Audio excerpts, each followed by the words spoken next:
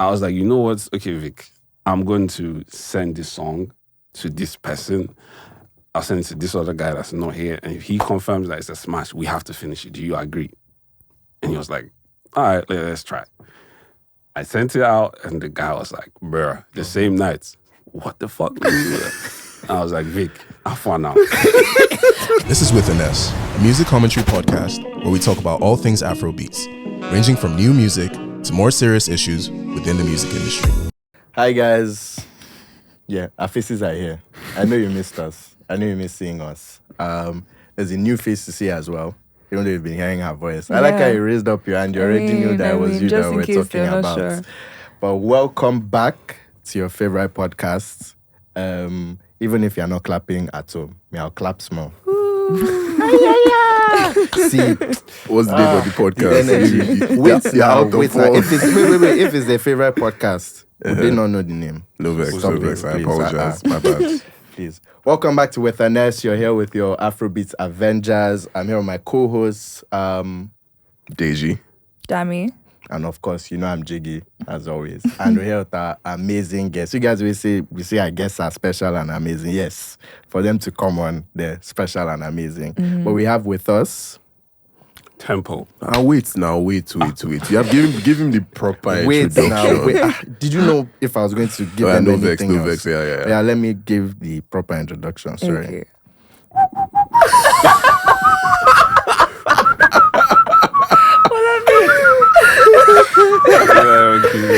Is that a better one? That's perfect. That's bird language for multi-platinum producer, the one and only Tempoe. Thank you guys for having me. No, thank you for coming. We're excited to have you here. No, me too. I'll give you. I'll give you how many that be 5? You will have 5 for now. By the time we finish, you have at least 50 more. But thanks for gracing us with your presence. I mean, bruh, I don't even know where to begin. I'm a bit starstruck. Just small. Just a small. bit. Just a bit. Because we're here with your royalty. Like, literally, you're one of the biggest producers right now. I won't say in Nigeria, but I don't think that's giving you justice. That's what I'll say in Africa. Fully. Mm-hmm. I'll take that one. So we have a lot of things to go through. But I'm just going to start by going back to your past, going back to your childhood. I'll say a very unconventional producer. Would you agree with that? Yes. Okay. So I feel like the only way we can start this is with an unconventional question. So in school, you know, they used to say, different report cards, this person talks too much. Yeah. This person is very quiet in class, should, talk to people more. This person is very smart and always, pushes themselves in class. What would you say they used to put on your own report card? Going back to, let's say, primary school self. I think mine, it wasn't like just one thing. I think I went through different phases. Take us through those phases. So I started I was doing quite well in school, so like first, second. Oh, wow. Back home, second was a problem. Jeez. But me, I was flex. fine with the second, but the family didn't like it, but I was still landing there. Then I started to enter third, so played on the 2 months. But I was able to leave there not soiling it, but I think I remember my very last... It was like a 4th kind of situation, but it was in like English or something like that, so it wasn't too much of a problem. But that was like the one time I know I tasted that outside top 3 That's very situation, right? But secondary school, I would say I was just there, like just right out. You can't say, this guy is no book. I definitely knew a lot, but I wasn't crazy pumped to be like the first, or the second, or the third.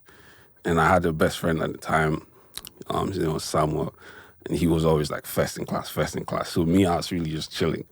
So over time in secondary school, I became the proper playful guy.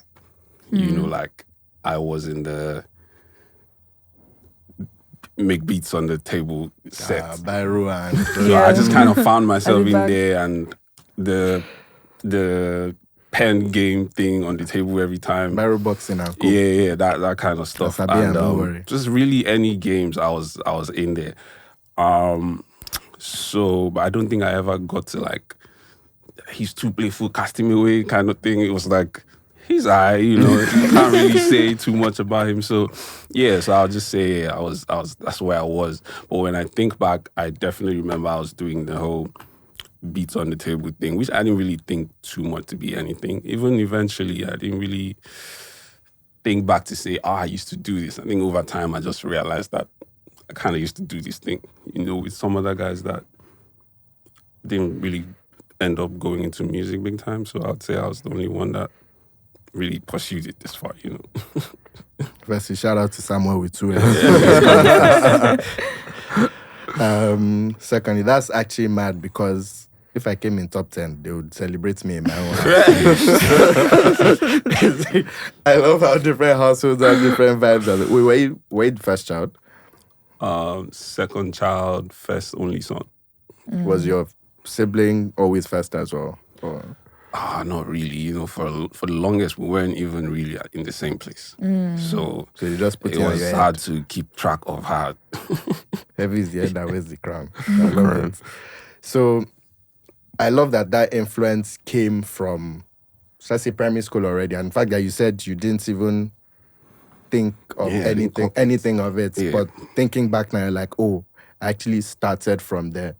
But would you say that has kind of pushed how you produce now? I mean, for example, I heard, and I mean, you can tell me if this is true or not, that you don't make beats in front of people. Oh, I hate it, man. I don't like it. Why? I mean, there's a few situations where you just have to do what you have to do, right? And just say, you know what, fuck it. And you only die once, and we do that, right? But if you want serious music from me, like if you actually want to do something worthwhile and something that I'll actually put my all in it, we either have to be by ourselves or with anybody that might really be helping, or I'm just by myself finishing it. So it's like, no matter how long you like keep me in your presence or in the presence of a bunch of people, I'll probably need ×2 of that time by myself to finish what I started. So the real thing is not happening when I'm with everybody. Makes sense. The real thing happens when, you know, I'm by myself, I've taken time with the song, live life, listen to it, come back again, do a bunch of things, and then I present and I'm like, boom, here, this is what we have now. Yeah. And 99% of the time, it goes as that. So no, we hear it. I guess it's also less pressure as well. Like people are not like checking you every making the beats. Yeah, I think the inherent reason for that is probably because with people around that don't really understand the music making process. Now there's people that can just play the piano, do whatever they want to do, and boom, they've made a song on the spot, which is just, that's amazing. But for people that don't really understand what goes into this thing, it's like you come in now, like, oh, you're Tempoe, or like you're Pharrell, or whatever. I think Drake has said something like this before, where it's a bunch of people in the studio and everyone's waiting for the hit song to happen. Yeah. It's like, and it's of no fault of theirs. It's like, they just expect that. It's like, there's this person here and there's this person and then this person. Oh my God, it's about to be this. And that's when having that in mind, I can't really do the 1 hour, 2 hours of aimless, just looking for things and just, you know, going through my own thought process and finding the most obscure things or the weirdest things. I can't really do that around people. So even when I start doing it, I feel like I have to get past this stage really quickly before people start to like get, you know, wonder out what's this guy doing. It's like I might have to go through 50 things that you probably wouldn't like or feel like, what the fuck is this guy doing? Before I get to that thing. So that kind of thing I can't really do around people, right? It doesn't. Enough. So that's why I said, no matter how much you keep me in the room with the people, I still have to go do that time by myself and really think and envision what this song could really be. And that for me, it never really happens around people. Fair. Fair enough. Going based off of that, like, when would you say music really started to stick with you? I know in the past you've said that you started in church, you used to play drums. in a band. Yeah. So when would you say that like music really started to stick with you and you realized this could be something that you could do? I think it was after secondary school. Yeah. Like, I think towards the tail end of secondary school, I was already playing the drums, you know, trying to get into the guitars and all of that. But as a guy that is SS1, SS2, SS3, not SS3, but SS1, SS2, no one is trying to have someone that's small just come into the band and start doing a bunch of stuff. Especially with the church that I was at the time, was a lot of adults in there, like proper adults, like doing stuff, and they knew how they liked to do their things. So you and your new age brain coming to want to change the high life they're playing, or you want to change the area they're playing into some other thing because I heard this thing in this other church. Why don't we try that here? It's like, no, this is how we like to play this thing. So but even in that, I still learned so much, and I was able to. In that moment, I didn't realize it, but over time, even sometimes I ask myself, how do you know this thing? How do you understand the science behind this thing? And I think it was just soaking up all of that, even just arrangement. I can actually hear a lot of like church influence in your beats in a crazy way. Yeah, like with the like praise and worship clapping. Yeah, you know. I think the first time I experimented with that was Soso, and when I did that, I was wondering, why has nobody done this before? How am I the first person that's about to eat from this pot, you know? But I kind of knew what it was going to do. It's not even kind of, I just knew that all things being equal, this is what this should do. This song comes out like this. You don't need to tell people. They will hear the claps. They will figure out what's happening, and they will join in. Yeah. And I remembered raving about this around the time when the song was about 40% done. We had the demo. It was a demo at the time. And I already knew that I was going to add that in there, but it wasn't in there yet. So I was like telling Omah and like a bunch of the guys around that, yo, this is, it's going to happen like this. And like the people at the shows are going to clap as well. So you have to like, you have to like lean kind of into assist. You have to lean into it. And if once you start it, it just becomes the thing, just eternally. And what would you say would be the difference between like your pre-academy work and like post? Because I imagine like it probably did have an effect on you. So what would the difference between those like beats or like productions be? Do you ever want to work in radio? Me? Yeah. I have worked on it. Well, I mean, it's a thing that comes and goes. Yeah. So yeah. You want to continue? I do, like, this is part of like wanting to do radio. Right. So like, yeah, eventually. I have like voiceover stuff. But it's you. Well, you're the star. No, your voice made him starstruck. So growing up, I listened to a lot of radio. So when I hear people's voice, sometimes I can almost tell that don't worry. I'm about to take that clip. I'm going to take that clip and I'm going to isolate it and like, yo, let me add to my paycheck because like I'm Tempoe certified. But yeah, what was your question? No, so how was bamboozled by your voice. I'm done. No, it's so what would you say the tangible difference between like your production going into like the academy and like coming out of it? Bro, I can't even quantify. Like, I can't say. Like, I'm not even sure if I can compare me before then and like just right after. Well, were you sitting? Let's put it this way: were you ever sitting in any of the sessions or whatever, and it's like, damn, that's something I'm taking with me? Oh yeah, of course. So like, what sort of things? I think mostly for me, it was mostly like advice about like Lego stuff and just setting. This is crazy. Sorry, I'm so sorry.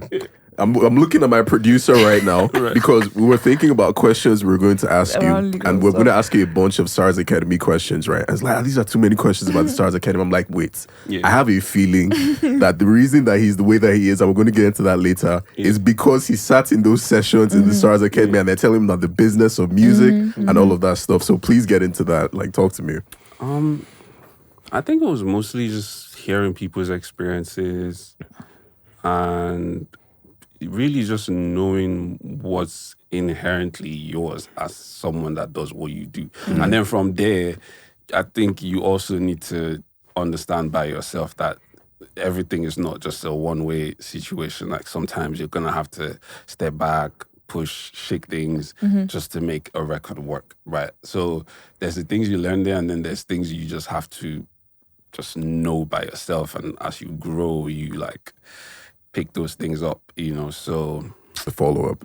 Where does that confidence come from? Because even you speaking about being blackballed, I remember years back, North Boy, who produced, what was it? It was Soko, I believe. And he had like his whole rant with Wiz and everything. And we basically never heard from him again until he started to come out of the shadows years after. Where does that confidence come from where it's like, I'll be good regardless? Is it because you know that you have coding work? Is it like a family member who used to pump you up back in the day? No, because it's true. Like, he's smart. Like, he's done shit back in this. So last, I'll go and code. You go back to... Or is it just like you come from a line of people who are just confident, like, nah, we'll figure it out? Like, where is it from? I think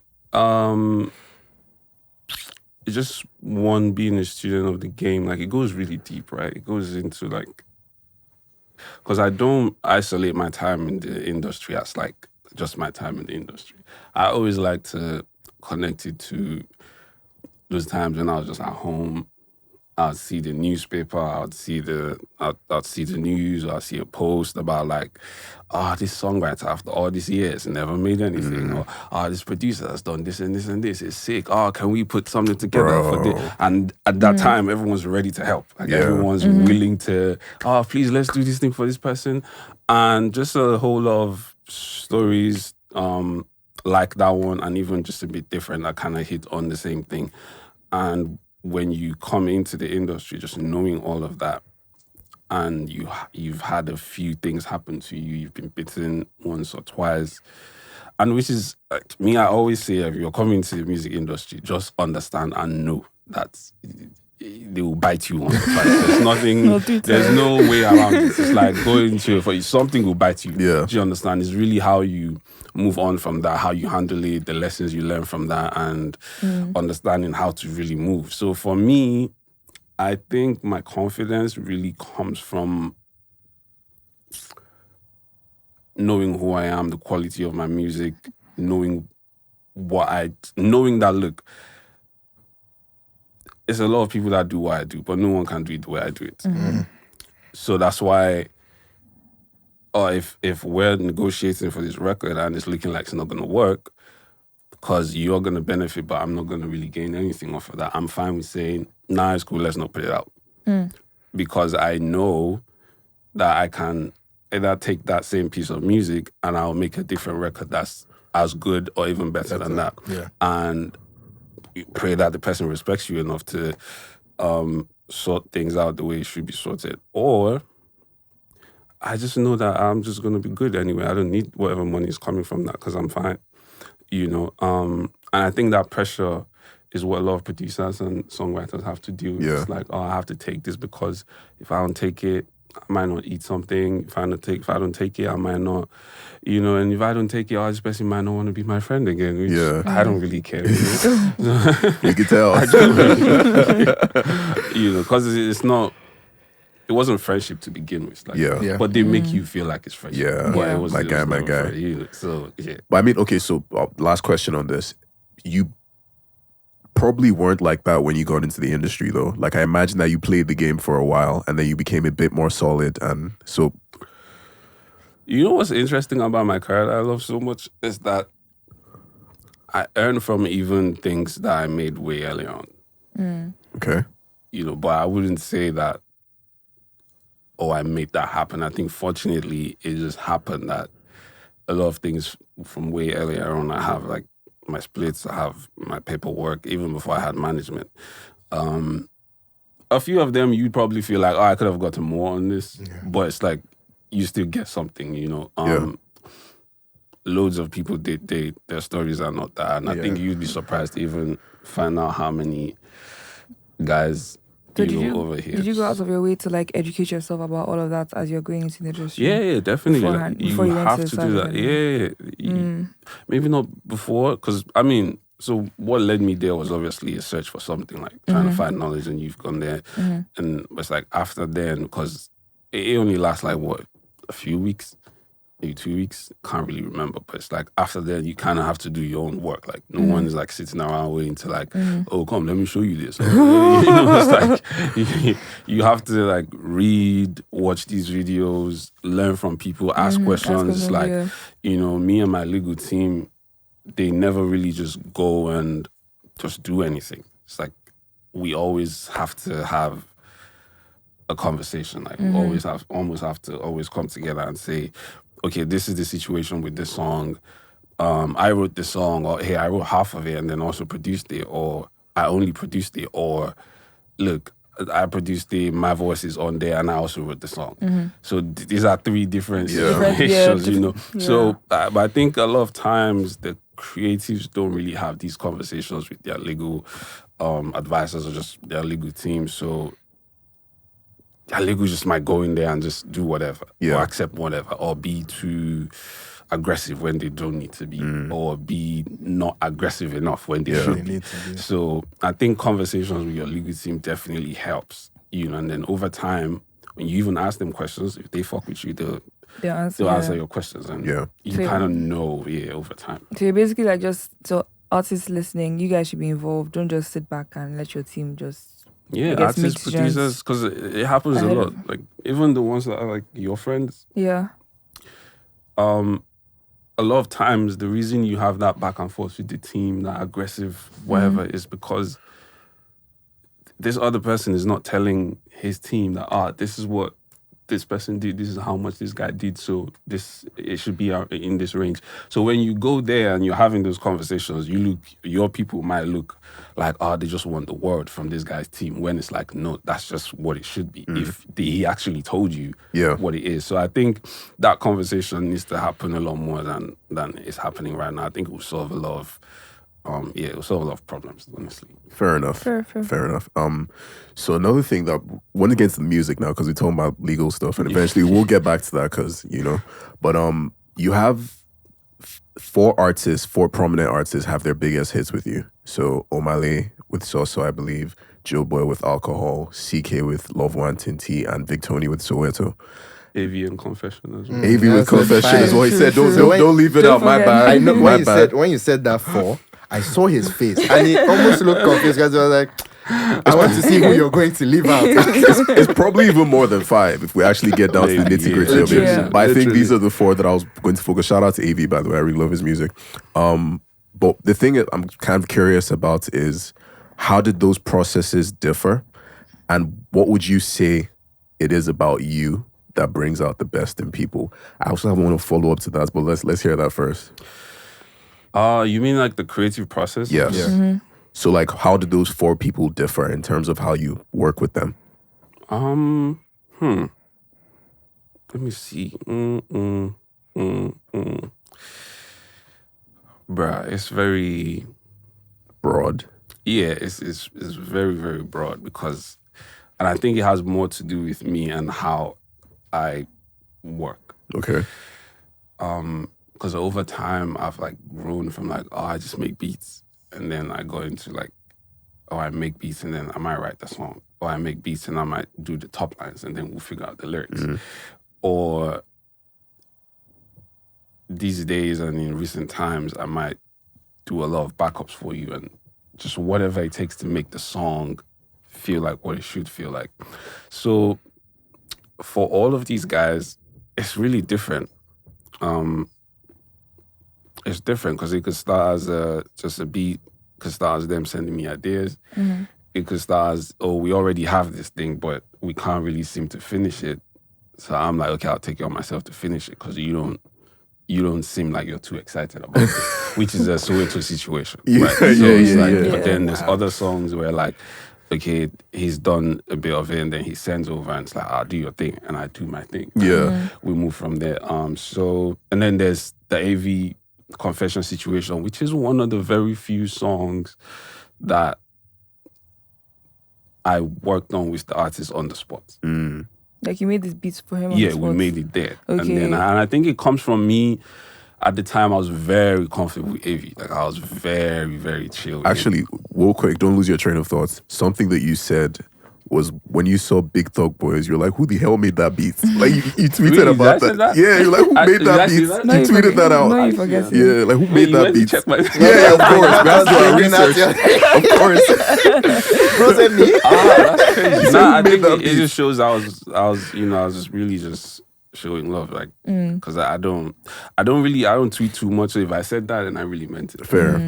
So and I think him coming, I understood that, because that's another thing with me. It's like I'm like an A&R and executive producer, because I can. It's really not that you've come to meet me and say, "Oh, let's make a song for me." I'll like naturally just analyze where you are right now in your career and what you most likely need or would need from your next drop.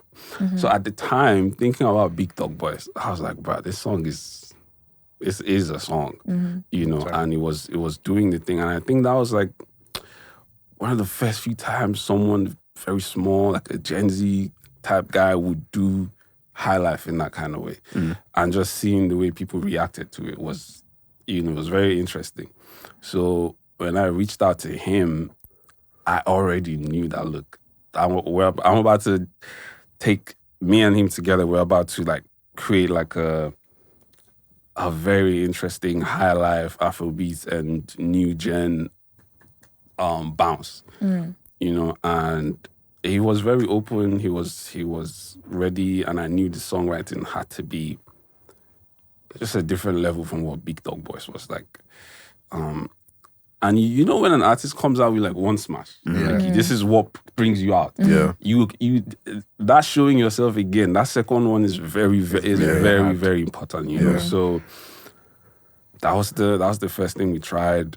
And shout out to Dunk Mighty, man, because if you listen to the bare bones of the beats, of the music or whatever, it's like it goes like like that kind of that is a Mickey Way any day. I didn't catch that before. Well, now if you listen, you Damn, figure okay. out. Imagine me not going to listen. So after this, yeah. So at that time, I knew that, look, if I'm going to do this, I'm going to do it right. And I had just never heard another reiteration of that Donka Mighty sound. Or just that Obole feeling. Yeah. I don't know if you know what the Obole feeling is. No, always pretend like we do though. Really? But you can tell us, you tell us about this. Obole, you don't know? No, Did tell you us. know it in Obole? So then when the song was popping, people then would say, Obole. Oh, okay. Fair. So I knew that I wanted that thing. Like, I wanted to naturally remind people of that thing. But I know it's not so obvious where it's like you can tell that this is what's happening here, but it's in there, and I knew it was going to do something. And then to the guitars as well.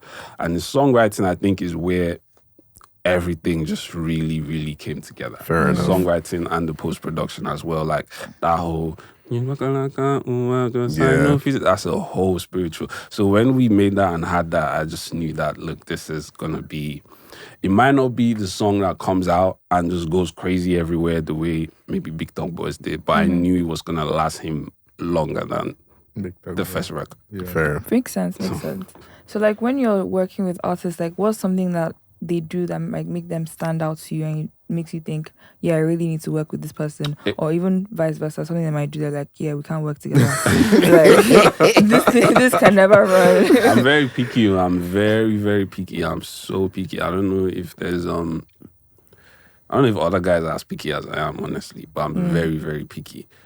I might say no. What's your criteria for your I think pickiness? first is voice.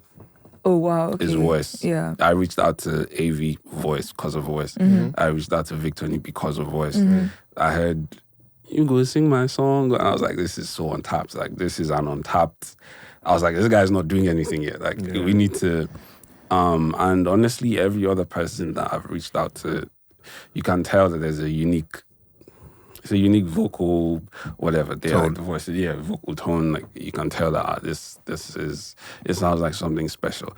Now the thing is, a lot of labels might not jump on it because it's just too raw for them. There's nothing to do there. There's nothing to sell there or market there. So you need a hand that can come in and say, I know what to do with this. And then you take the voice and you make it that, and then all the labels are like, oh my God, do you have an EP? Let's license this and let's license that. And then eventually doing that also helps the artist to find himself, find his voice. Like if you've heard Victony speak about the whole Soweto situation and how he got into it, he always points out how this was like his first proper Afrobeats record. Yeah. And then after that, you can tell that he's been, more comfortable himself and more comfortable, which, I'm just very, very happy about. And so sometimes a lot of them can be in their way sometimes, man, like a lot, and they can't even tell, because till today, sometimes I'll be sleeping and I'll just think, what did this guy mean by he didn't like this song? What did he really mean by this? I was whistling from a place of anger.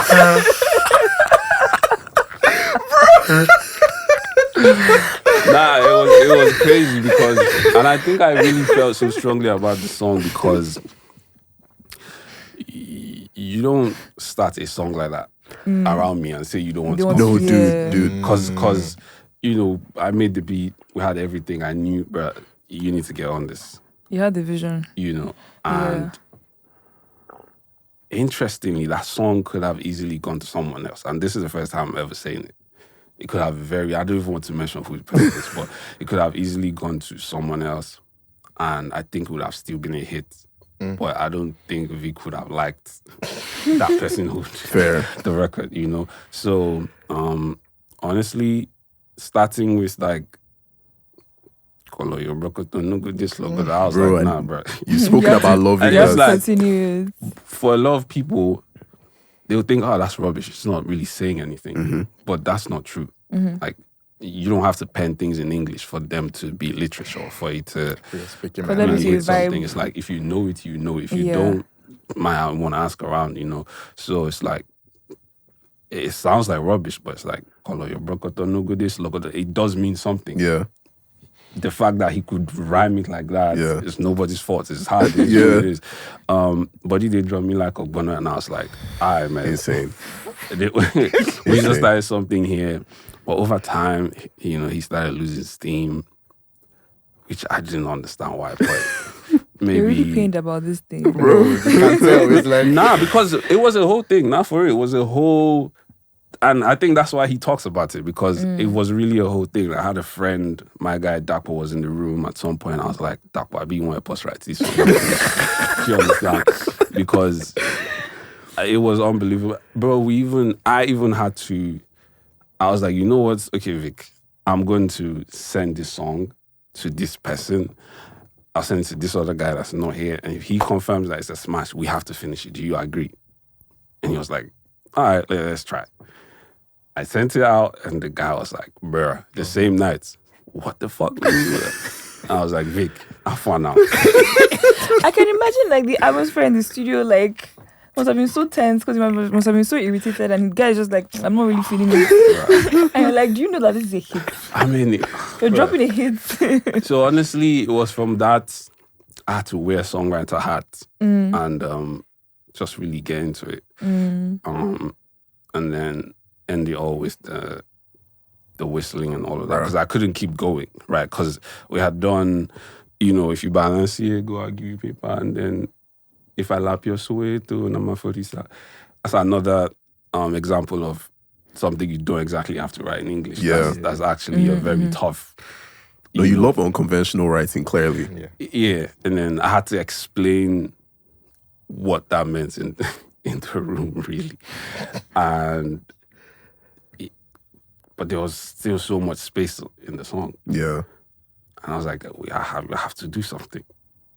And that was how the whistle solo came about. And we just finished it with that. Because I had the melodies, but I didn't have more lyrics. Yeah. So I was like, so you have to whistle this out. Just a quick one. This is a very quick question to answer. Have you ever whistled on this? Had you ever whistled on a song prior to that? No. Wow. That was the first time. So that was also how I knew and why I knew that this was going to be something. Because people have just not heard this before. And I knew that even if it comes, it's like the same thing. Even if it comes out now, for 2 weeks, 3 weeks, a month, people don't gravitate towards it, or even his team or my team, we just don't decide to push it. I just knew, look, people will figure this out. People will realize one day that this is something special. And I always held that position, honestly. So when it all just started going crazy, it was like, oh, thank God, because I really needed it to work, because an idea, a very fresh new idea, has to work for you to even claim it. Yeah. If it no work for you, you can't claim it. Yeah. If it stays as an underground song, someone else comes and does that. Yeah, they claim it. Then that person, the person blows with that, is his thing now. Yeah. And we almost had that situation. And I was panting. I was like, oh, no way. I can't mention who it is. But the song came out and they had that in there, and I could swear that you guys, you got inspired by this. This is fine. This is fine. But the game is the game. And I knew, I was like, okay, cool. At least we're inspiring, we're doing something. And not less than 2 weeks after that, Soweto started taking over. I was like, yes. And after that, Soso came again. Yeah.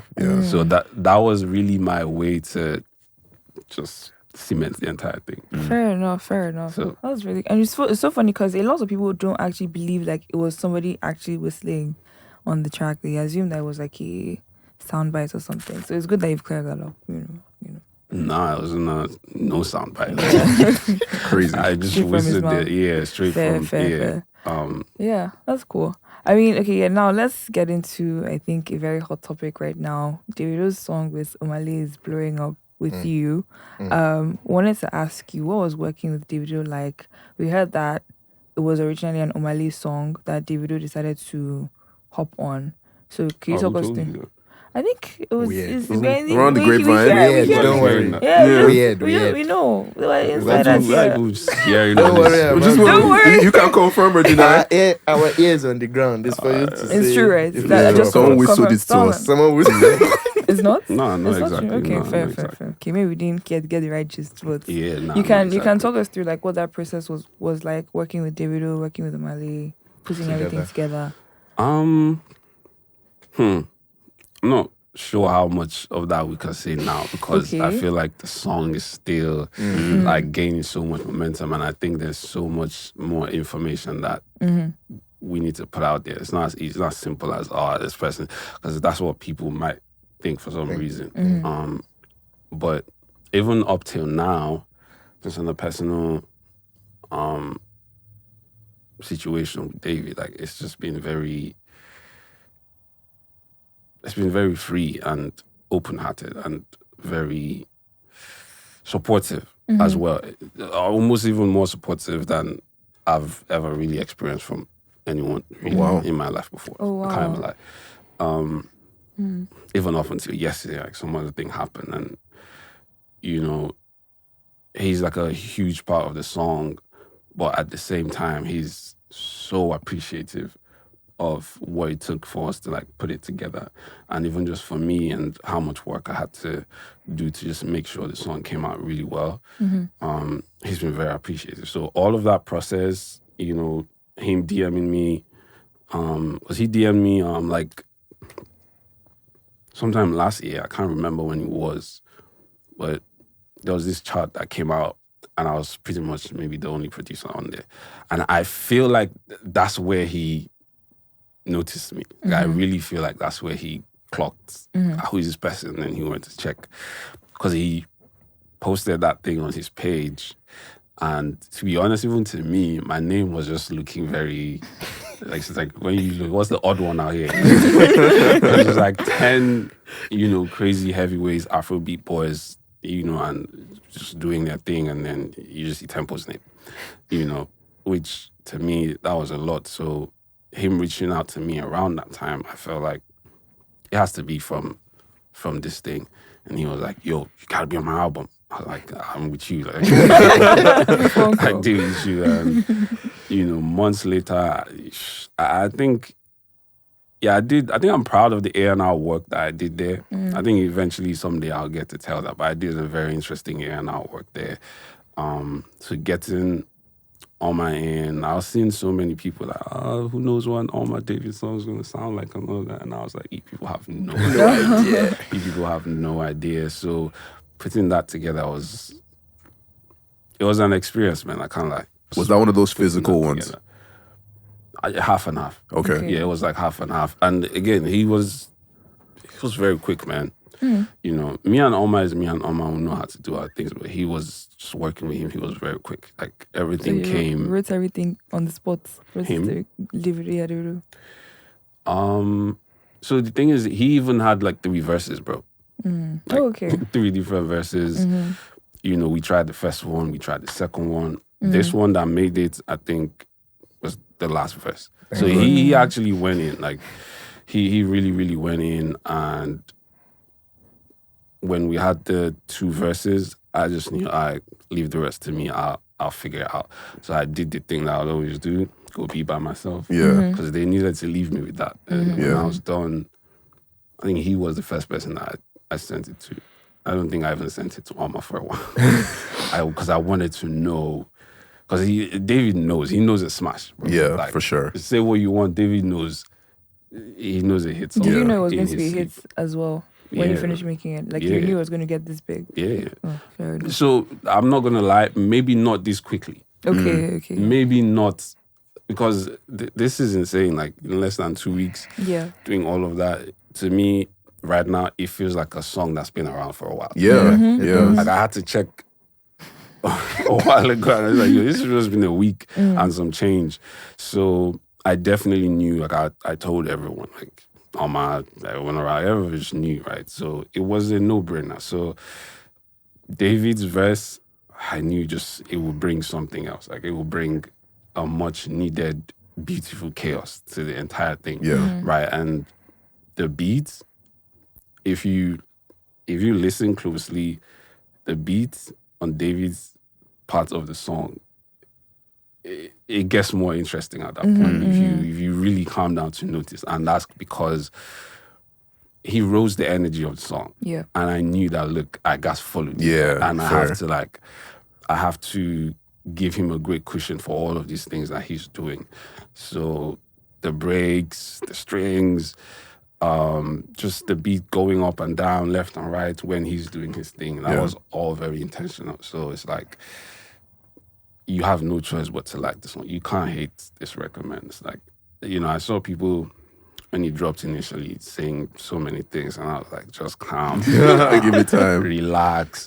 And bro, it's not been 2 weeks yet. Now everyone's loving it. you know, so it's like Bro started verse with sweet Fanta Diallo. How we no go sweet? sweet Fanta Diallo. Shout out to David, man. Shout out to David. That's an insane verse, but I can't lie. And the fact that he had to go through multiple ones, he was very down to earth about just the entire, you know, sometimes you work with OGs or just semi OGs and to switch a verse is a problem. Yeah. You know, which is why I say I'm very picky. Like if you're not someone that's open to like suggestions or just trying multiple versions of something, I'm not sure how far we can go, honestly. Fair. So he personally wanted to change his verses sometimes, he wanted to change some lyrics. So it was a very interesting process. That's why I think that's probably why he was, you know, he spoke about me on the stream and all of that, because it was very enjoyable, my guy. So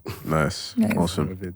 So going to, feature Omah Lay, are you, of course, talking about how he's your guy and all, you guys know how you do your things. And also just you speaking about, you already mentioned it, that you see yourself as an A&R and executive producer, but without mentioning it, just with how you've been speaking, it's very clear that you are, in fact, those two things. So I feel like you just need to give me a bit of clarity of mind about one thing. And that's Omah Lay's album, the upcoming album. Yeah. Because there have been a lot of different things. Starting from the fact that we were expecting it earlier, and again, it was a case of, what we believe is that someone stole the concept. No, we don't believe it. He No, said no. it. Again, let me just say what we believe. Allegedly. Yeah, I like to believe before they say I was baller, that it was not me.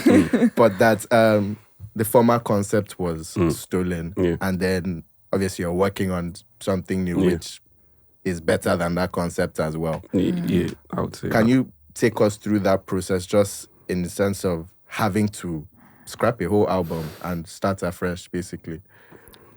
I think I've answered this before, and to begin with, I'm going to say that this, first of all, is not my story to tell. Of course, it's not my fight to even be involved in, right? But it is true that, you know, something kind of, you know, like goat meat for nights, that kind of situation, you know. Like, you shouldn't have done that kind of... Bro. You know, it was a situation where, I had multiple conversations with him, like, bro, why would you even do this? Like, why would you even send this out, you know?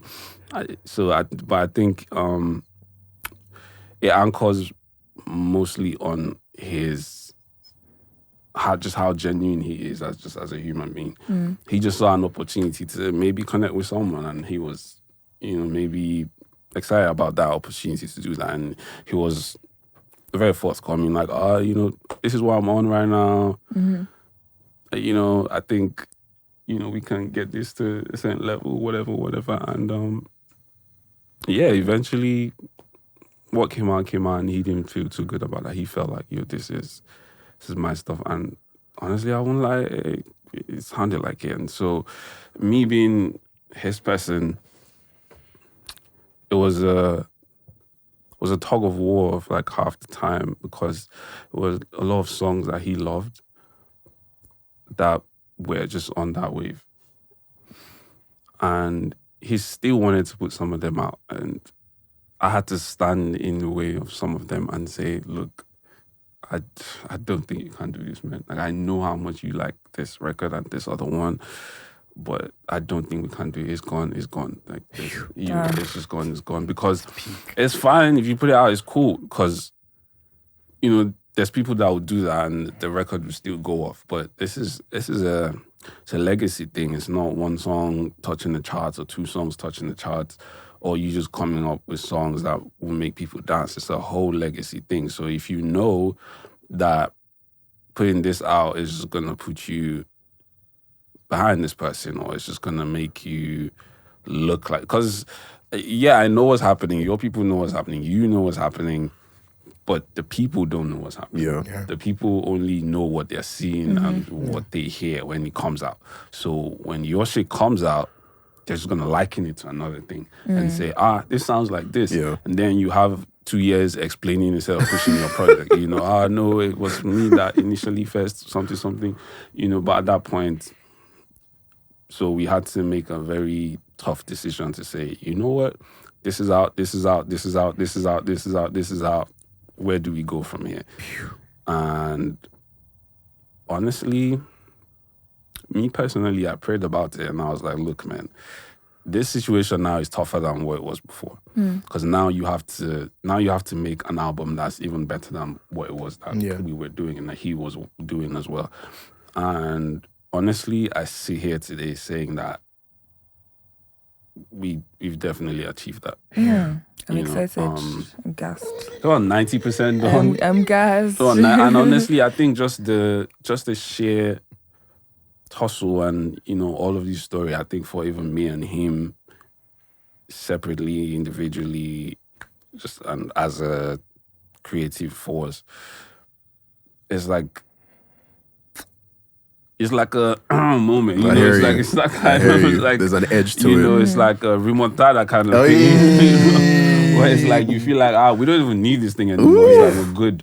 So but initially it wasn't that sweet, and we had to go so many like back and forth arguments, and we'd be on the phone for like 1 hour and I'm explaining this is why you can't do this, because if you do this, it's gonna do this. So there's times where he knew that we couldn't do that, but bro, when you put your time into making a record, bro, sometimes you go and listen again and you be like, is there no way we can do this thing? Honestly, it's actually paining me how many songs that are just going to be on people's like hard drives and flash drives that us, the general public, are never going to hear. Like, won't you guys just leak it? Like, put it on SoundCloud or something, like just pretend it was like maybe. Please, I won't judge you, at some point it's paining me already. It's paining me already that we're not going to hear like this amazing. Like the fact that you guys had to sit down for hours on the phone and you had to convince him that you can't put it out. It shows how mad the songs were. You know? So yeah, we leak it for us. Thank you. He definitely had that in mind at some point. He even wanted to do like, give it to some other person to release, even if it's one or two of them. But I was like, nah, you're still attached to this thing. Like, Fair. people will see you that you're attached to this sound or whatever this thing is. You know, like it's not one that you can. It'll be very recognizable. Fair. And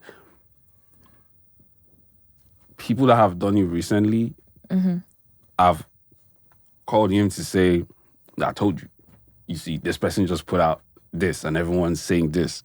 And this other person just put out this and someone, people are saying this. But it's like, for those people, it won't matter as much as it's for him. Because he's a different gravy. Like, he's different here. So for them, you can do that, put it out, get where we say, get your number one or top 5 or whatever the case may be, get your Spotify numbers. But for him, it's a legacy situation. So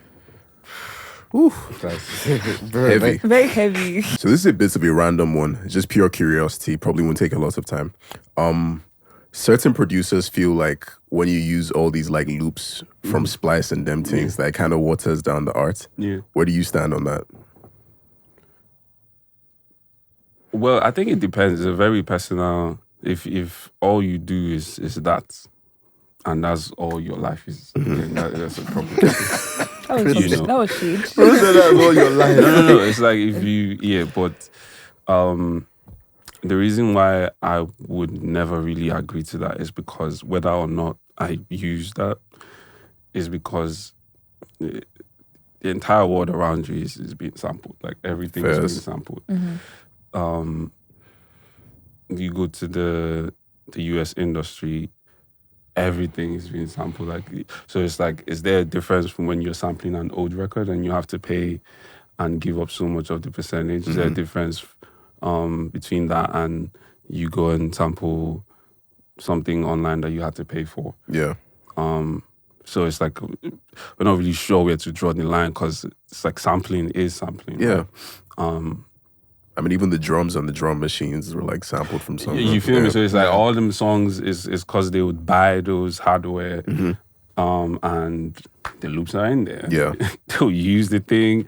And maybe because you were the first to use this thing and use it well, you blew up with that sound. It's like the Neptunes, all of their sounds came from the I know what machine you're talking about, I forget. I can't remember Clavichord. the name of it.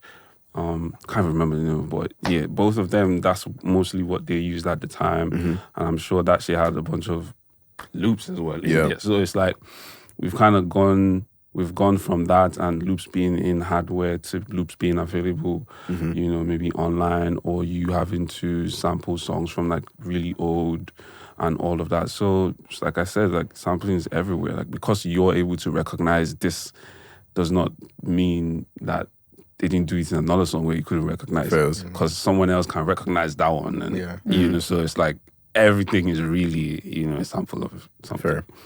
A question following to that from a previous question that we touched on. When do you insist on a feature credit? And the reason I'm asking this is because with Soweto, it was very obvious, right? It's like the whistle is right there. But like with maybe like a something missing here. But those, actually, might as well just jump to this. No chance. That one I can understand why he had credit. But like, it's... why? Go for I it. mean, for me, firstly, Joeboy's verse was maybe like a minute, and I actually counted it. It was a minute and a few seconds, not that long. And then everything else literally filled it up. So what, again, the vocal sample, I mean? Yeah, everything else literally filled. For me, if you have a song like that, I feel like 100% you have to get that feature. But it has 2 verses now, Yeah, on actually, the album. but still. Yeah. Is that your voice, by the way? Still, Which? It's not a sample. I'm curious because that's what we're trying to get to the meat and bones of as far as features. That's why, so his lip trembled, bro. Like, what should I say? Okay, so Joe is my guy. So it was a record that I had made, like, for the most part of it, and I tried to like get guys to, because I was like, oh, this is a sound, like, no matter what people might feel now, I think this is an interesting thing to do, and I think we should do it. But nobody really got the jerk of it. Like, no one was really, until I met Joe again. I played that and he was very excited about it. And he did his verses by himself. The 2 verses he did by himself. The first one that came out, the next one that came out, he did by himself. So, but my voice is heavily on the song. So, what happened is the Nina Lave was sampled, but he's speaking Tamil. That's a Eastern Indian language. So I'm then doing the response. Girl, there's something missing. But that's not what he's saying. It just sounds like that. It's manipulated. So with my stacks and everything, it makes it sound like we're all saying the same thing. So it's just, girl, there's something missing here. So that's all me. And then when you get to my life, my mind, make I rest it. So I did that and then, figured out how to merge Joe and I, and it just sounded amazing. And, he was like, yeah, we should put this as me and you. So, cool. It was his suggestion. Well, yeah, someone was going to suggest it at some point. He suggested it. And I was like, cool, it's nice that you came up with it. So, yeah, we just did that. But, but... So there isn't a specific formula to when you insist on a feature credits? Or... I think it just depends on how much I've done on the record. Okay. If there's a lot and I feel like, look, we're going to have to figure out. Because I also did, there's a Latin record that I did with Rose B. He's a huge Spanish artist over there. Honestly, I think he was one of the first people, or maybe I think he was the first, like, flat out to put me on a primary artist situation. No, I think after Vic was him. Yeah, after Vic, because I did this really slow song with him where I did whistles on it. He put me on that, and then we did another one, Pretty Girl. That one I was actually singing on. But I kind of just let these things go and be. It's not like I'm trying to be like an artist that'll come out and start performing. But it's like, if that's what the song needs, then I'll just do it. Like, nothing wrong with that, though. I mean, eventually, yeah. If that's something you eventually want to do, like, yeah. Well, yeah, I know. So that's the thing. I'm just really, because I'm just doing so much stuff. Yeah. Where it's like, I'm fine to do those and just let it be until whenever it's like, it did body. Like, I'm not really like, this has to be the one where I will come out as this, There's a lot of things that's about to happen in like the next 6 months that will make like what I'm even saying make sense. So I'm working with someone very exciting. So really, really, really, really, really young emerging guy. And that was 3 really, bro. Yeah. I like a sad song. I had to no, my bad. I had to I thought nobody noticed my bad going. because I needed that excitement again of finding someone, and because just with time in the industry, you kind of realize that that's where the real joy comes from. Like, that's where the real let's go comes from. Like, when you bring someone in and he just does a madness. It's like, regardless of how far he goes or whatever, like, people will always come back to that moment or just that time, that period where, like, that really made that thing happen. So, yeah, I'm kind of focused on so many other things right now. So if a song needs my voice or my whistling or my backups to really make it what it is, I'm just so blessed that I can do that. Okay, fair enough. And we'll figure out the business of that. So Fair. I wanted to ask, like, how do you balance your initial inspiration around the beats versus perfectionism? Because you mentioned in the past that, like, you take it back home, you might work on it for days, work on it for a while, and then bring it back. But, like, when do you decide, okay, I need to stop and it's fine now? Or I just know when it's finished. Okay. I know when because there's times where a song is kind of not bad, but you've done things, you've added things, but my brain is still here in some space that I feel like, oh, I could do this. What's the longest you worked on a song? After weeks. So there's weeks, because it's not even a continuous process of working every day and every hour until it's 2 weeks or 3 weeks. It's really just going and coming back, like. And then when I get to that point where I'm trying stuff, but it's just not entering, I don't know how it happens. I think it might even be a spiritual thing. I kind of like, because I keep trying, and then it's like something just tells me, bruh, are you not getting it? Like, it just stop. And then I'm like, okay, I think this is where I should do up to. Like, here is where I should stop.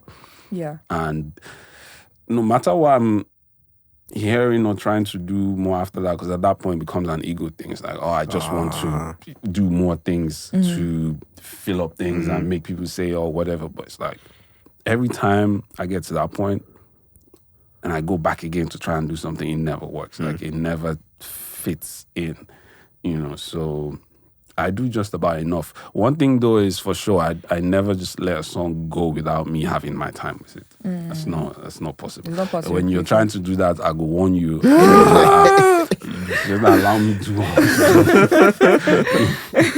What's the very first beat that you made that you were so proud of? They were like, oh my God, okay, I know what I'm doing here. Like, I beat the We Know. Yeah. Oh, that you know. Yeah. Yeah.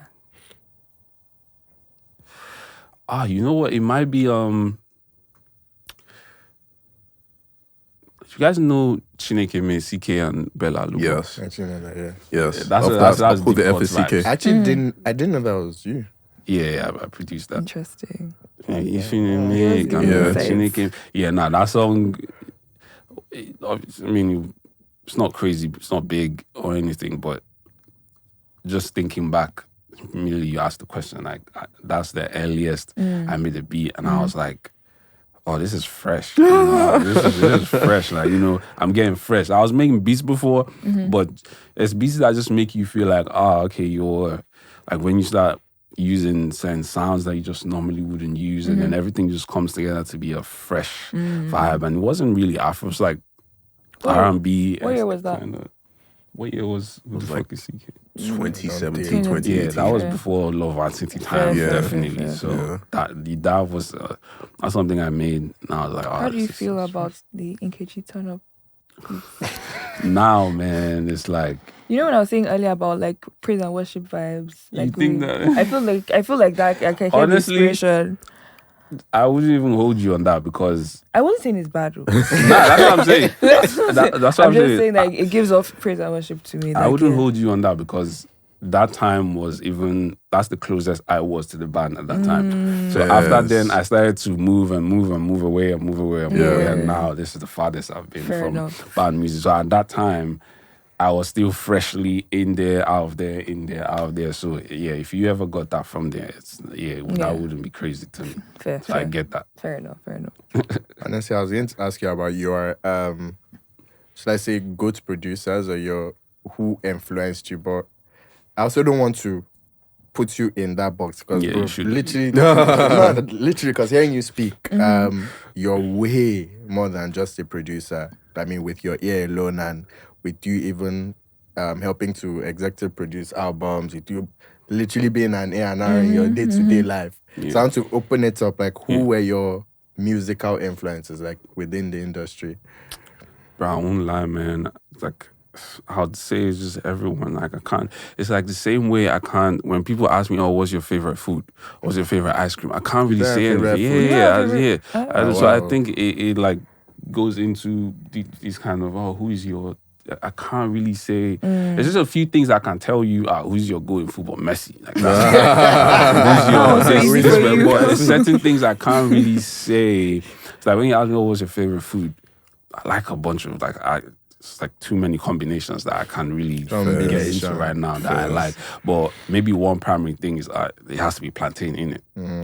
Right? But other than that, I can't really tell you that. But I can name I think why I even say that is because growing up, my pops used to play so much music, like so much music that people maybe my age now and younger just might not even care for really. Like a lot of reggae music, you know, back in the day, like a lot of dancehall. Like he came to my crib not too long ago, maybe I think Sunday or something, and he connected to my JB and he started playing his usual stuff. And I promise you, on the spot there, I Shazam 3 songs.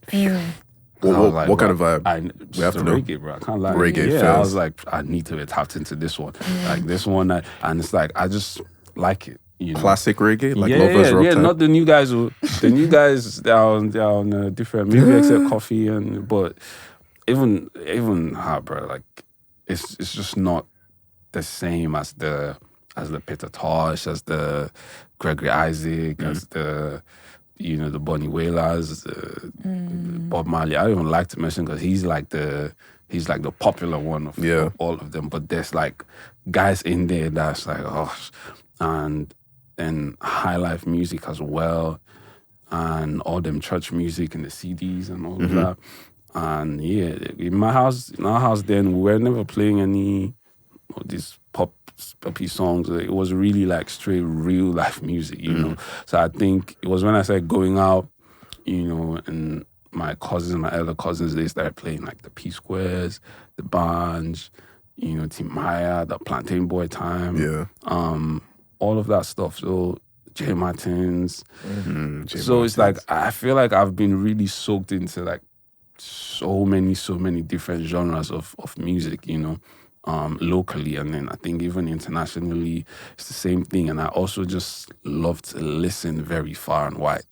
So, and I think that's why when I'm making music, I hate when I'm making something and it's beginning to sound like another thing that I've done before. Bro, when I say the amount of times you've tweeted about this, just talking about hating repetition. No worries, bro, talking about hating repetition in other people, talking about hating repetition when it sounds like you do stuff that, bro, you just always... That's crazy. Always.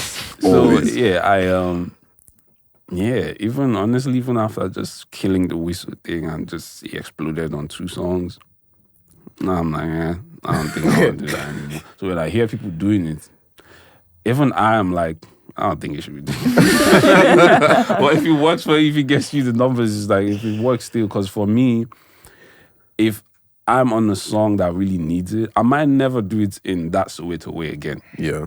Right, because I like a one-on-one situation. Like, I really love them kind of things. But if there's ever any kind of way that I'm able to incorporate it that makes it feel new and fresh, and that almost that the listener can't even pick it out, it just immerses itself in there, then I might use it. But typically I don't like to repeat things. So even when you want to like, I want to make a beat now, I never really go, because this thing producers do where like you can save a template from a beat that you use and the sounds, and then you go there and you start taking from there. The thing with that is it's very easy to get you going. Yeah. Like, I've used this before, it works, it's very easy to get your beats going and popping, and then you can start adding other things to it. Yeah. The thing is, I don't really like that too much.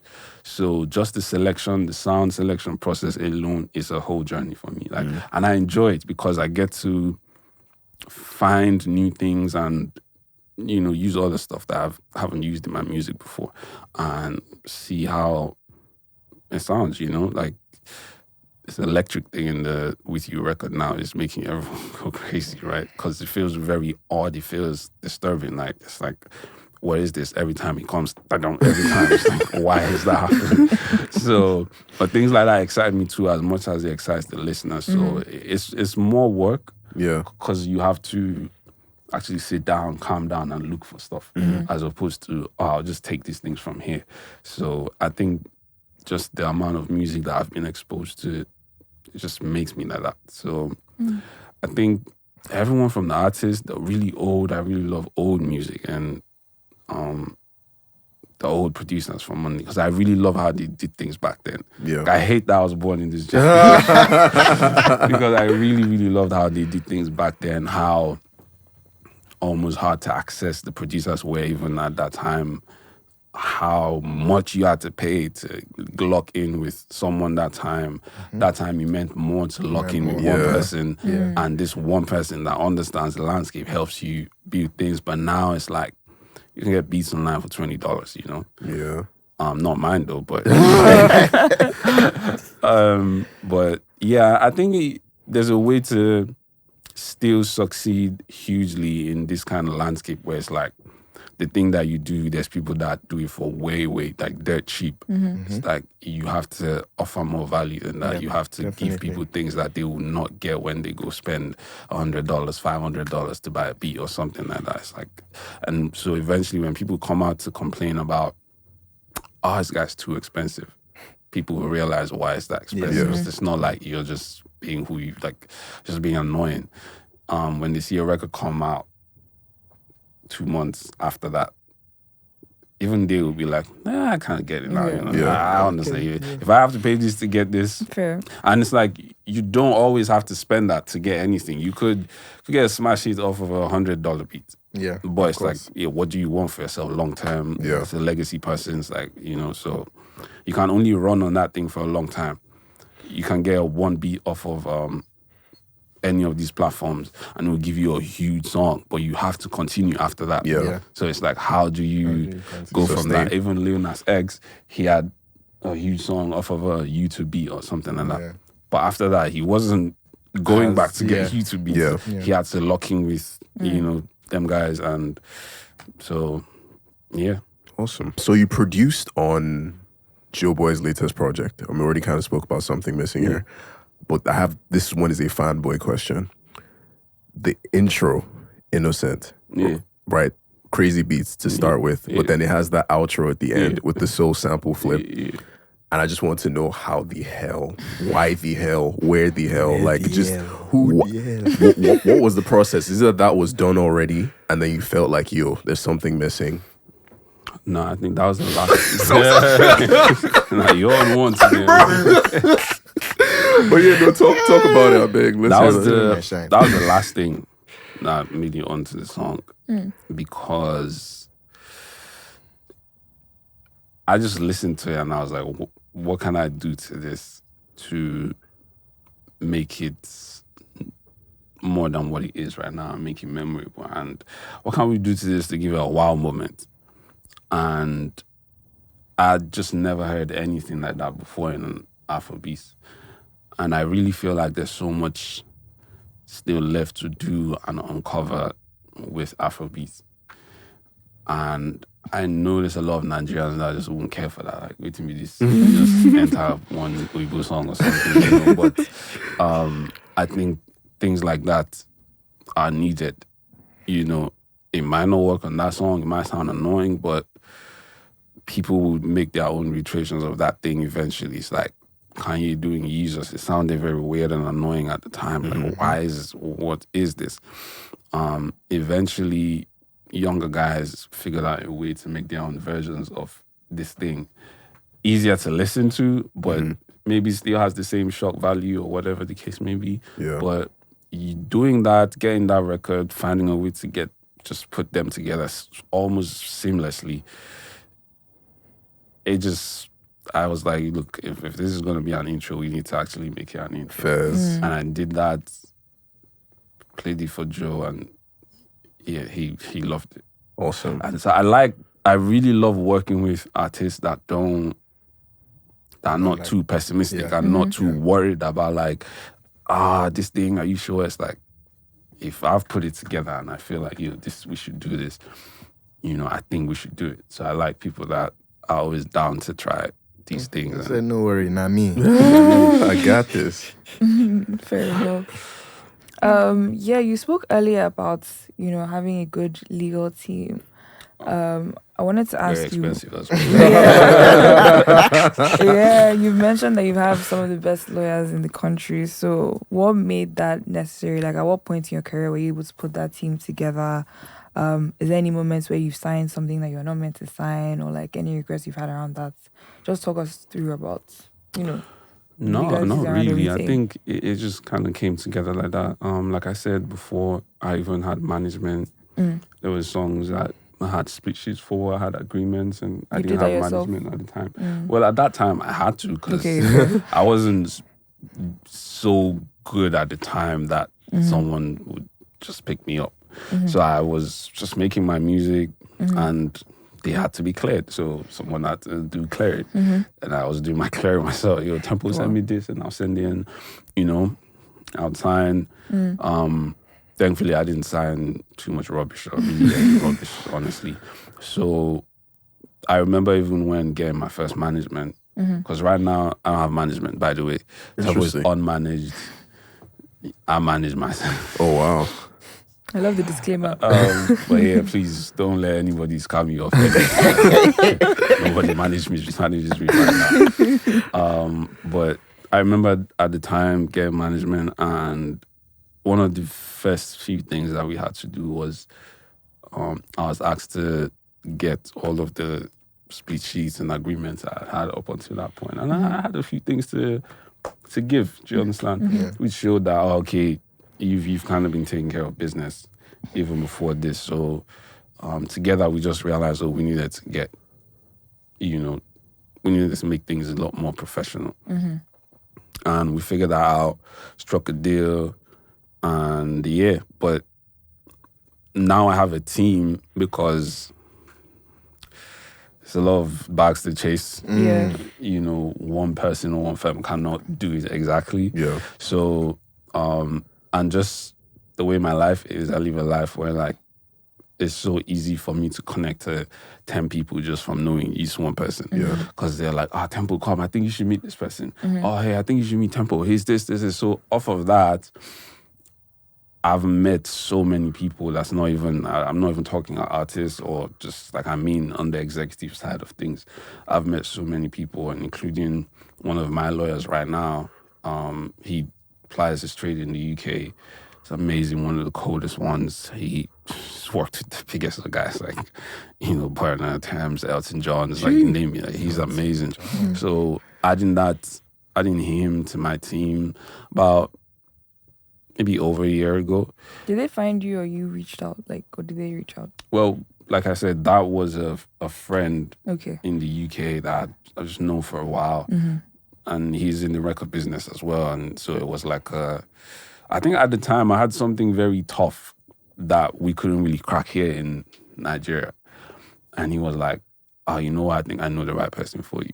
And it just so happened to be that the lawyer was also a huge fan of me and my work, which made everything just 1,000 times easier, right? So, just meeting him and joining the firm and him being a part of my team has been crazy eye-opening. I don't even think people realize how much more lawyers could really do for you apart from helping you fight or helping you get your things or fight for percentages. It goes a mini agent way beyond that. It's he's linking you to so many digital companies, showing you to this person and that person, and you're having so much conversations that you're like, should I even be here doing all of this? But and I got to learn that this really goes beyond contract work and fighting for percentages, helping you get this and find that. They have an insane network, right? Of just whatever you could possibly want in the record business. Yeah. So yeah, it's just what's it called, networking, or what's it someone linking you to this person, then this person links you to 10 other people, and then 3 of them link you to. So that's really what my life is, and maybe I'm a likable person. I don't know why. Fair enough. And also, we know that we've been involved in some public legal battles. Really? Really? That was most sarcastic. Anyway, we don't have to get into obviously the specifics of the details and everything, but when do you decide okay, you want to fight for this thing, or when do you decide to let it go? So, we don't fight though. You don't, what do? You just... We negotiate. Slick. Slick. That was negotiation. What do you decide? Which ones do you decide to negotiate for? If you always use your language, and the ones you free, it's not worth your energy. So the thing is, if you make something or we make something and we're not able to reach an agreement, that's a very normal thing. Like it's not, you know, the artist, you guys don't have to agree on something because you made a record, right? So if one person says, I can't do this, it feels insulting or it feels disappointing or it's just not enough, I want more. And the other person is like, nah, I can't give you all of that. Like, I don't think you're worth that, or I don't think, you know, you'll do that.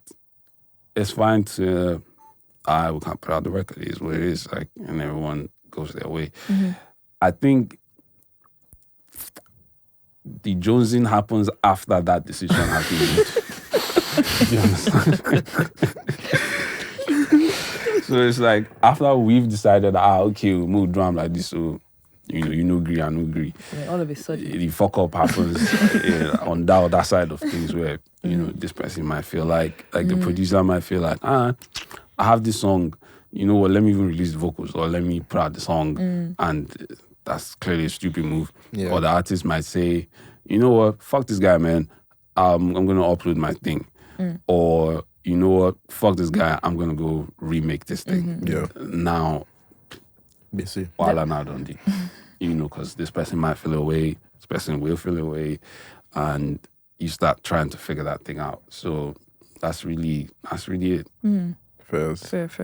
So it's usually not in the this person is asking for this. That's not when you people get to hear anything. Yeah. Now when this person thinks, we've agreed though, say we are not doing anything, and then this person just goes and that remaking something. conversation is always interesting because some producers say, oh well, like I remade it and it has nothing, it just sounds nothing like the original beats. But usually I don't see how like you can remake a beat of the same song and you won't take elements of the original beat at all. I don't think it's possible. I think that is possible. I think that is possible. And I think one of the ways to make sure that even happens is maybe I'm giving people expo, but it's also less painful. So if you ever want to fuck someone over, this is it's a less painful way to do it. So you might make the record, now I produced it and I say, it has to be these terms, and you're like, nah, and we say, look, this is not working. And you want to remake that song. I'm not ever going to hold anyone and say, don't ever go remake my, because that in itself is not, it doesn't make too much sense. But what you could do is you could take off my beat and then give that to this guy and say, bro, make something with this. Now, he's never heard my own beats.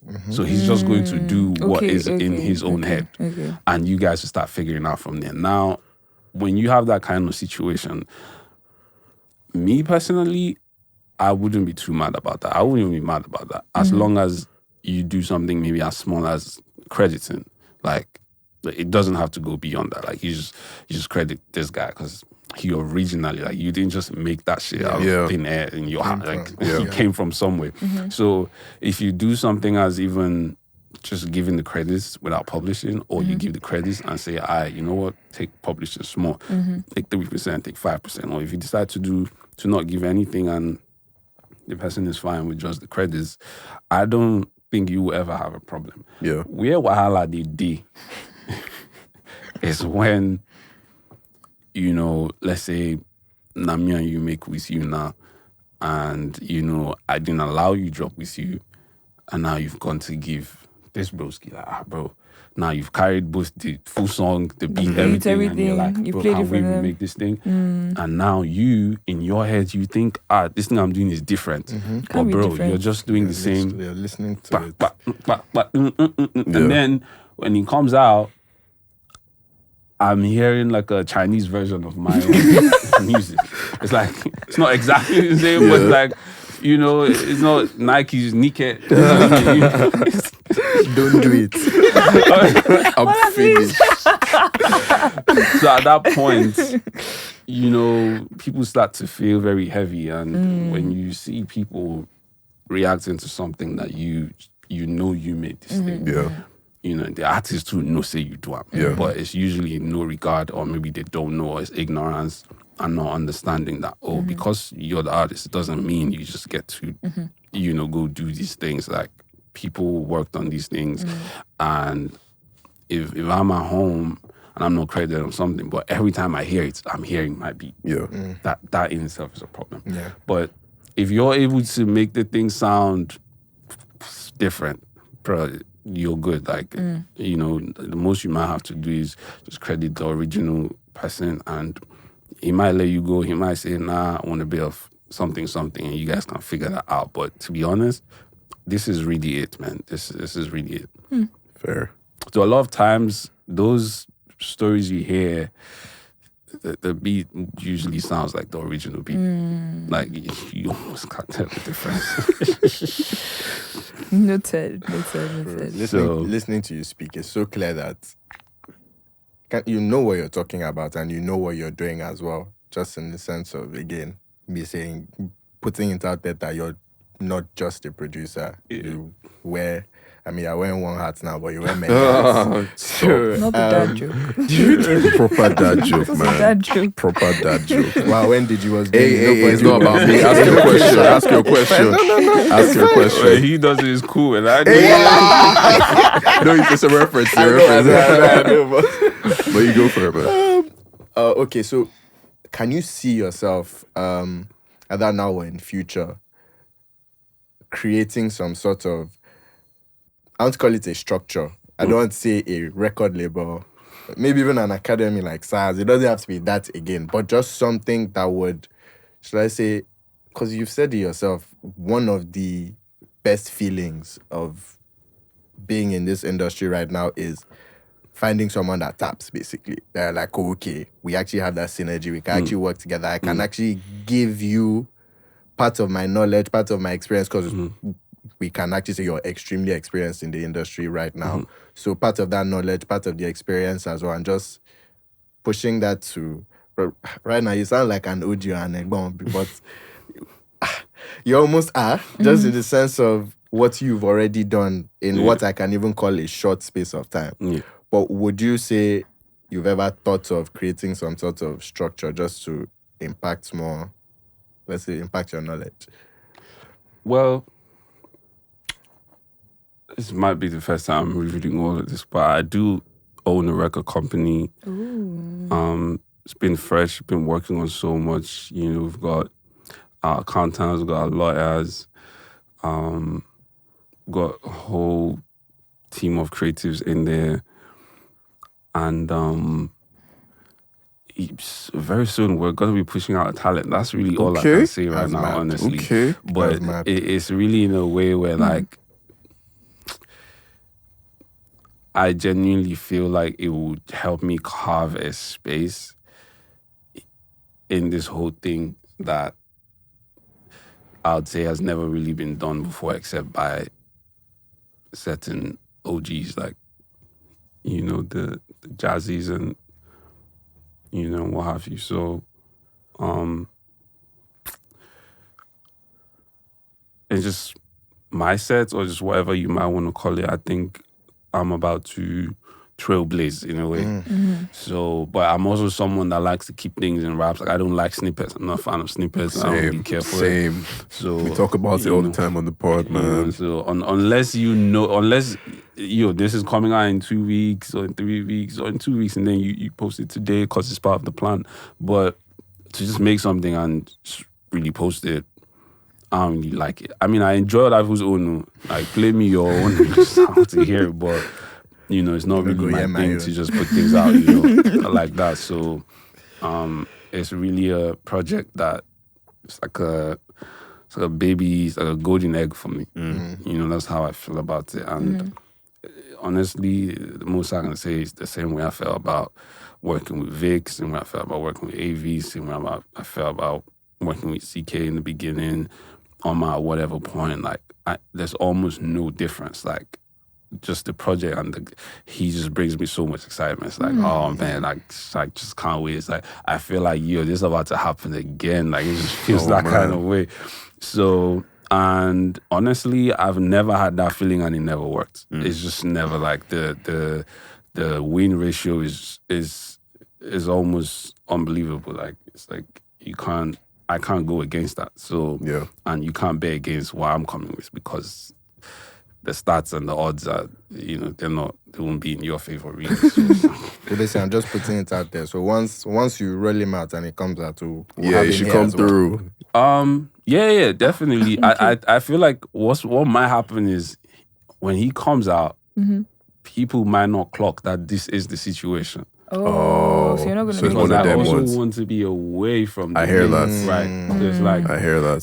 There's a science behind it, right? I'm not the exec that wants to be there and dancing all in the music videos. Nah, there's an actual plan to like get this shit rolling, and your hottest artist right now that you guys are very excited about, they are excited about him. So that's the best way I can We're excited. Bro said your hottest artist. Okay. Love it. Awesome. Awesome. So I think we're just going to go into like quicker trivia type questions because we're getting to the end. First one I'm just going to ask is, who is an underrated producer that you swear by? Like, in your opinion, this guy is tough, but everybody else just doesn't see it the way that you see it. And to give you an example, I feel that way about Adi Kabasa. I think Adi Kabasa is incredible, but I just feel like people don't put him in that upper echelon. Again? In general, like they don't bring him up when they talk about the greatest for some reason. There's someone you... Oh, no. Someone. I've never thought about that before. I don't know. People feel a way about being called underrated. True. Yeah, fair. Well, let's not say underrated. Let's say people don't see it how you see it. That's somebody that you hold their chin. Like, this nigga is that guy, but you guys just don't have the eye the way that I do. I think locally, right? Mm-hmm. It could be foreign as well. I'd say...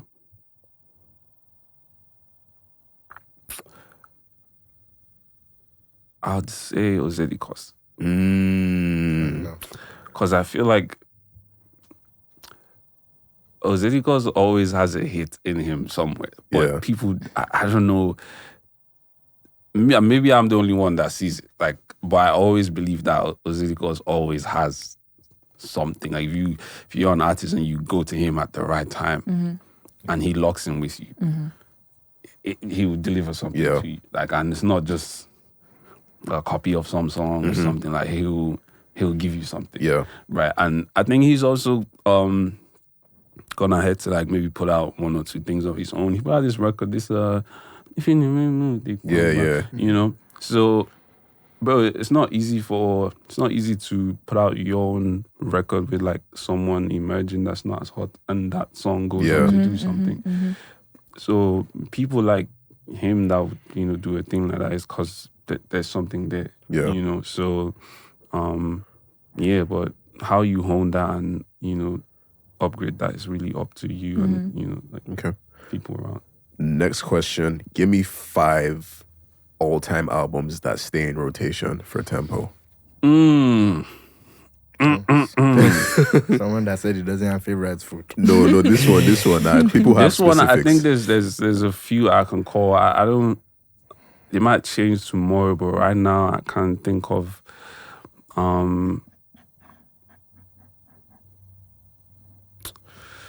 The Bryson Tiller album, the one with Don't on it.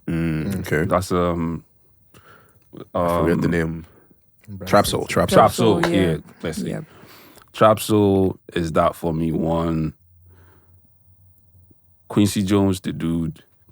Oh wow. Fair enough.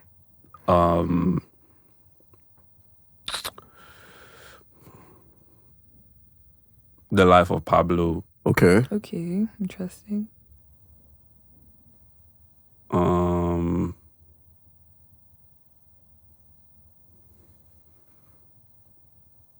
Just 2 more. 2 more.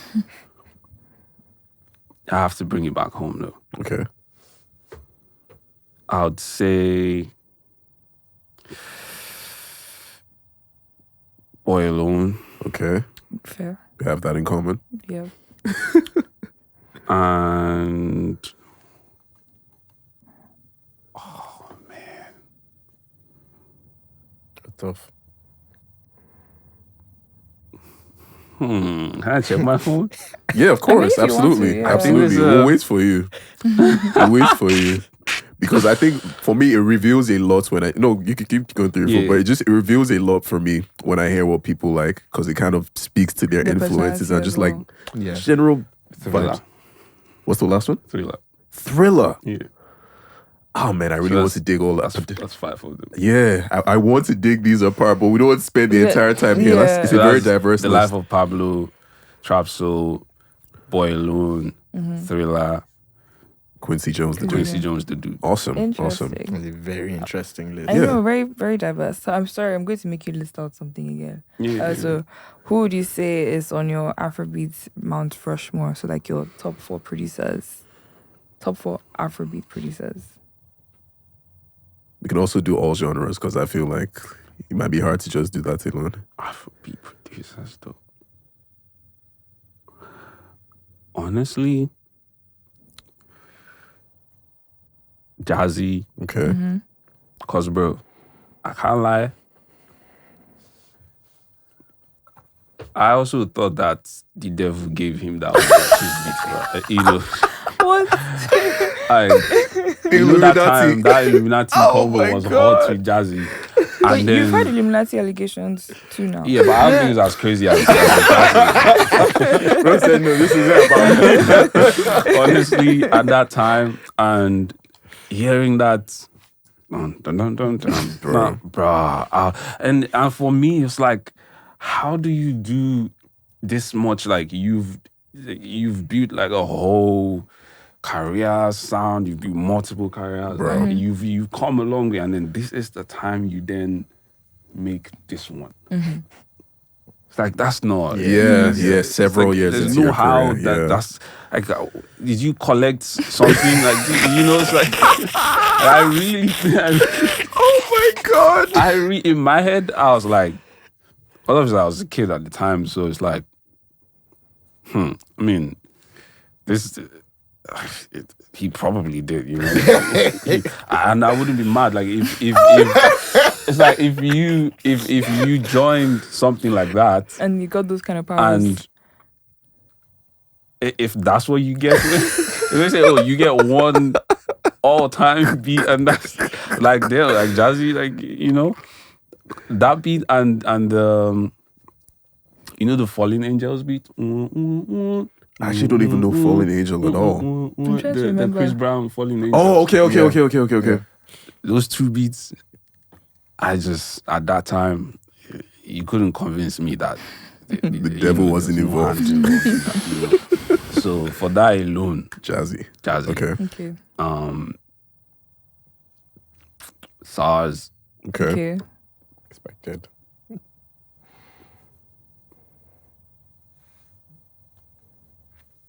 Okay, I knew you struggle after this. Yeah, that's what I said. Can it be like a worldwide thing? Or is it expand it. And I can't add myself, Abby. No. It's a cop-out. If I add myself, it become 5. Okay, you can be 5. For yourself. You can be 5. And it's 5. So Jazzy, SARS, Yourself. Quincy. Okay.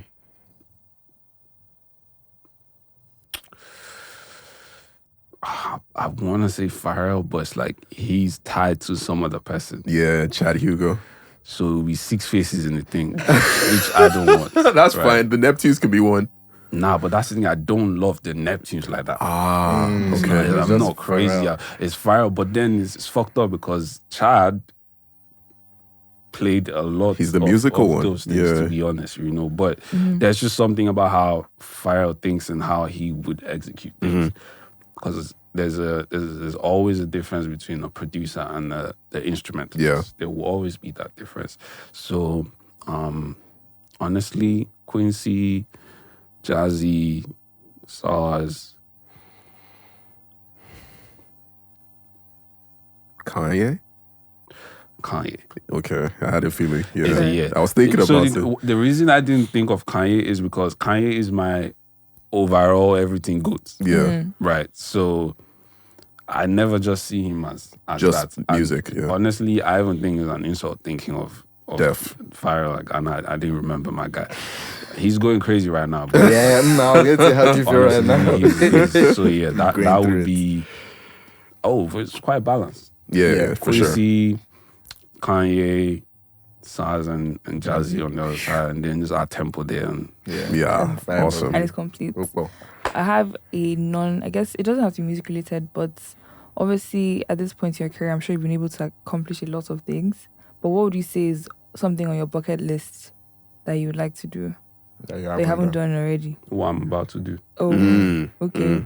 Like what? Do you want to tell us? Everything I just told you about. Yeah. Okay. The structure.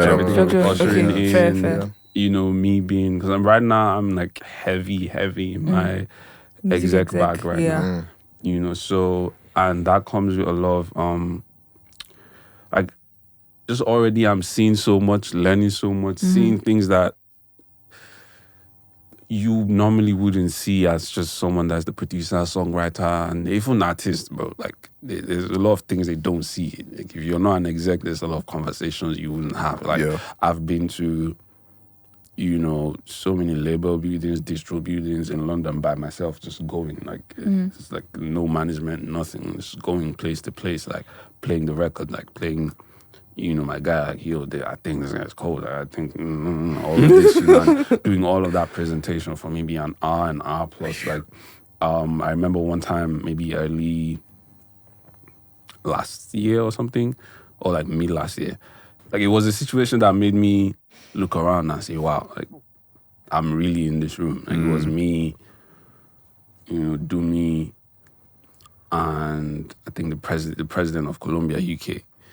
And we're just chopping it up and just having a conversation that wasn't even exactly music making oriented, like just business stuff, like speaking my mind on certain things. And I remember thinking, I was like, bro, people are not gonna believe this. Like, and since then I've, gone on to meet and have conversations with a lot of these guys as well. And it's given me different perspective on so much. So I think me for the next 1 year, like I'm very excited. And to answer your question, it excites me because it's also scary. There's a lot of scary things in there. Like, okay, you're doing a lot of things for the first time, which is why you need a team that understands certain aspects of things that you don't. So you need a marketing team, you need people to handle NPR. And I'm not even sure how I was able to gather all of these people, right? But it's happened over time. It took time for that to happen.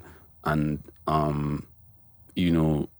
even down to like budget allocation and all of that. Like now you're not just making money, you're spending money on this act, like on someone, and spending money on a company as well and all of that. So it's like, it's not even like, it's literally an investment, so you may or may not get that back. You understand? But it's like, you obviously is fueled by your belief in what this thing is and what other thing to bet on than my own music. So Fair. Makes sense. Fair. Okay, so we do something on the podcast. We've had a couple producers here, and we always have them build their dream producer. So we'll give you a couple categories, and then you pick the producer that you think best suits that category. Yeah. And then we'll just move from there. So the first one I'm going to say is drums. Drums. Whose drums would be knocking it? That would be the person that would be the producer. What genre? Let's do Afrobeats, actually. Yeah, let's localize this. Yeah.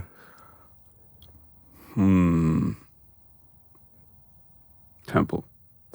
Okay. To yourself. Chords.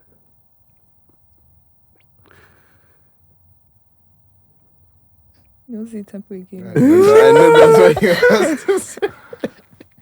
I would say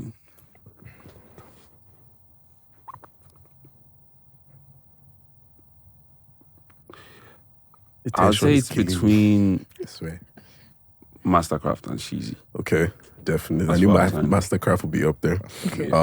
Percussion. Tempoe. Okay. Sampling. This one you can expand because I feel like this isn't as much of an Afrobeats thing. With sampling, I'll definitely say Kanye. Yeah. Okay, fair. I had a feeling. So. Versatility.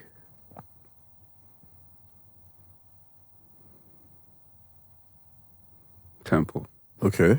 and final one, and this from a branding perspective and just how they are. Personality.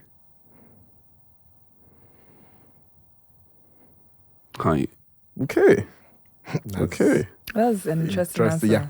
Quite. Very interesting answer. Quite. But I feel like I hear it. So The thing is, so his crazy is a very interesting one. But I think that's what makes him him. Because, and I even often see myself wanting to act like him sometimes. Not all the way. Yeah. Now, extent? not all the way. So let's say Kanye is at like 100 all the time. Mm-hmm. I want to do like 30. Yeah. Or like 40 sometimes. Which because aspects of that? a lot of times, like just even the aspect of like just clearing people sometimes. Okay. You know, and just letting people know what it is and not really give a shit. And I feel like I'm getting there. Right now, I'm in the place where, like, all my career, I've been in this place where, like, you know, don't worry. You know, I'll just do my thing and, you know, I'll show you that I'll still be here. I think I'm going to get to that place where I'm not going to care anymore and I'll just start talking shit. So I think people should really appreciate this version of me now and not saying, oh, you're always this, because eventually The when I crash out start version becoming is that, coming. because I'm telling you, it's building in my head all the time. Oh no, It's see, like, bro, even I keep coming People back are to your testing Twitter you, because they're I be checking testing it. you. Bro, you be giving snippets like it's like you all of you sound the same. That's what he said on his Twitter, so I can tell it's in there. He's like, now aren't you guys tired I of making remember the that same? time, bro. I remember that time. It was like Afrobeat, fucking Omah Piano. Yeah, that's what it was. You know what's crazy? David texted me, like, OBO texted me like it's not even some days ago. He texted me yesterday or maybe 2 days ago. And he was like, I'm not going to go through the entire thing, but he was like, in all caps, it's like, bro, you saved Afrobeats. Wow. Omah Piano almost ended, you know? Like, it almost killed the country and everything. And I told him, I was like, bro, coming from you, that's heavy. Yeah. Like, I might not go out to say, oh, I did that, or I changed Afrobeats, or no, I saved Afrobeats, but it's like, and maybe I didn't, but it's like him saying that, he obviously felt something, and there's a reason he said that, and that was very heavy for me. And him even saying, because at some point I was like, while I was obviously building my business, and I was just looking at the space, and I was like, bro, have you guys forgotten that we're supposed to be pushing something? It's like, you can't do this thing more than the people that own the thing. Like, it's not possible. Maybe it is, but it's like they own the thing. Like the same way we own this thing that we're doing now. It's like no matter how talented a Kanye or Pharrell is, it's like when it's time to knock Afrobeats, we know. Like we know what it is. So yes, they're versatile people and they know how to make their own versions of Afrobeats or their own version of, you know, house music or African house music or South Africa. But it's like when it's time to really knock the bedu, like, you know where to go to. Do you understand? Yeah. So, you know, seeing that really populate the entire space at the time, I wasn't too happy about that. And it was a thing where I was like, I think maybe I wasn't too happy about it because I also didn't want to go in there making that. Yeah. So I was like, are you guys going to stop this thing? Or, because I'm not, if you come here asking me to do Omah Piano, I feel no answer. Do you understand? It's like something that needs to happen. So honestly, shout out to everyone that's, you know, being able to create like something unique with Afrobeats, with our own sound. Yeah. You know, because that's all we're exporting. We're not exporting any other thing. So me, myself, being able to even get that from like one of the GOATs saying, you did this, you know, I just had to appreciate it and let him know that, yo, it's heavy. You're telling me this, you know, so. Awesome. Mad. All right, so before we close out, I want to name just a few artists and just give me the first word that pops into your head. One word to describe them. One word. Any first thing, whatever it is. Don't overthink it. Are you ready? Okay. Ckay.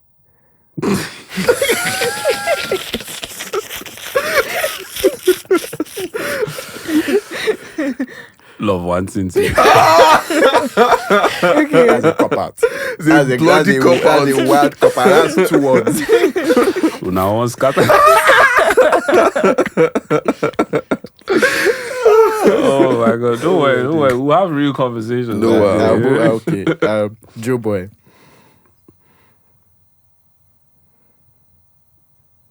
PS5. That's crazy. funny. Fair enough. Omah Lay. Indian food. Oh wow. Really? Victony. Ibilibi. Yes. Davido. Say the word that came to your head. I know something came into your head and you don't want to say it.